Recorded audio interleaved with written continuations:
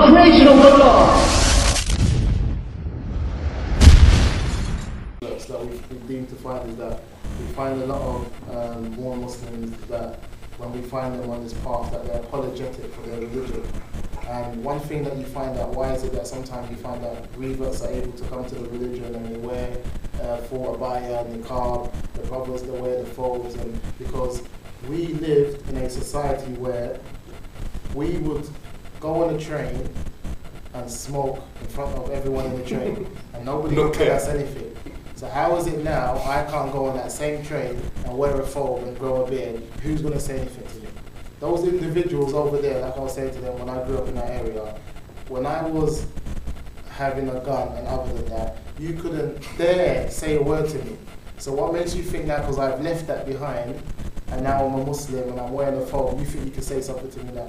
You can't, nothing hasn't changed. And that's why you find the reverse that we're proud to be Muslims.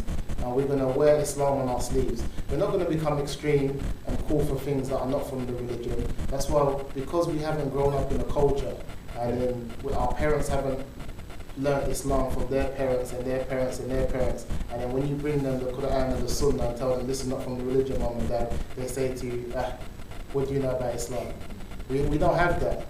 What we have is we're sifting through the books, you know. So we look at Allah says, the Prophet, the companions, they did it. We go back. Is there proofs that they did it? Yes, there's proofs. How do we know? So we learn religion. Many of the reverts today, they are going away to Medina and they're going away to Egypt, and they've never been to university. They never went to college. And they're not only graduating in Islamic colleges abroad, but they're graduating in a language that they never knew. This is the level of education that they're able to achieve. That they can go to another country, not knowing the language, learn the language, and then graduate in that institute, in that university, with the highest of grades, with a foreign language. So this shows them that if they were here and they were upon righteousness at the beginning, that they can put themselves in a position to graduate in universities and things like that.